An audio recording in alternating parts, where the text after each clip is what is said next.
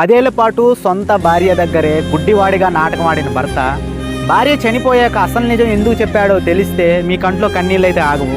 అర్జున్, శృతి ప్రాణానికి ప్రాణంగా ప్రేమించుకున్న జంట. వీళ్ళిద్దరూ లైఫ్లో చాలా హ్యాపీగా ఉన్న సమయంలో అనుకోకుండా సడన్గా శృతికి ఒక రేర్ స్కిన్ డిసీజ్ అయితే వచ్చింది. ఒళ్ళంతా దద్దుర్లు, ముఖం మీద భయంకరమైన మచ్చలు రావడం స్టార్ట్ అయ్యాయి. రోజు రోజుకి తన స్కిన్ మొత్తం పాడైపోయి అద్దంలో తన ముఖం తాను చూసుకోవడానికే భయపడే స్టేజ్కి అయితే వచ్చేసింది.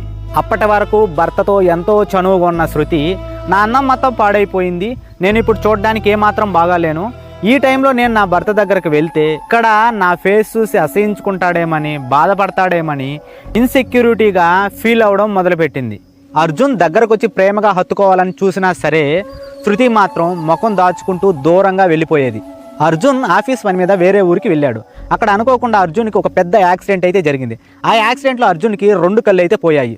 సో ఆ సమయంలో కట్టుకట్టుకొని గుడ్డివాడిలా ఇంటికి వచ్చాడు. కళ్ళు లేని భర్తను చూసి శృతి గుండె అయితే పగిలిపోయింది.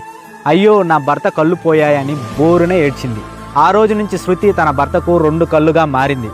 తను బాగోలేననే విషయం మరిచిపోయి అడుగడుగున తన భర్త చేయపట్టుకొని నడిపిస్తూ తన ప్రాణంగా చూసుకునేది.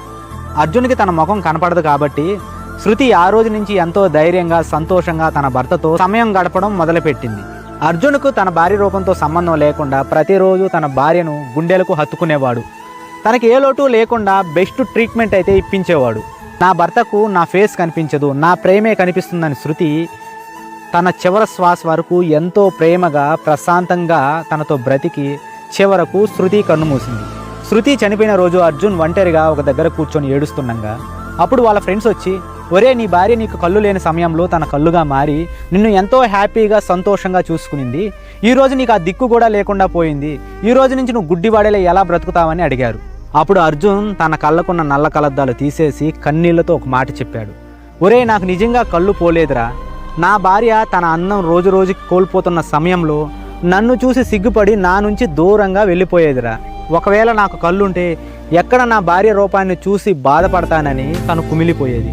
అందుకేరా నా భార్య చివరి శ్వాస వరకు ఎంతో హ్యాపీగా భయపడకుండా బ్రతకాలంటే నేను కళ్ళు ఉండి కూడా కళ్ళు లేనివాడిలా గుడ్డి నాటకం ఆడానని వాళ్ళ ఫ్రెండ్కి అయితే చెప్తాడు. తన రూపం ఎలా ఉన్నా నా భార్య నాకు ఎప్పటికీ దేవతే అని బోరున ఏడ్చాడు. మిత్రులారా, పెళ్లిపేటల మీద భార్య అందంగా ఉన్నప్పుడు ప్రేమించడం గొప్ప కాదు. అనారోగ్యంతో బక్కచిక్కిపోయినప్పుడు, అందం కోల్పోయినప్పుడు అంతే ప్రేమగా చూసుకోవడం ఒక నిజమైన మొగోడి లక్షణం. రేపొద్దున రెక్కలు వచ్చాక నీ బిడ్డలు ఎగిరిపోతారు. చివరికి నీకు మిగిలేది నీ భార్య, ఆమెకు మిగిలేది నువ్వు తప్ప. చివరగా నేను చెప్పేది ఏంటంటే, కట్టుకున్న బంధంలో లోపాన్ని కాదు, ప్రేమను వెతుక్కోండి.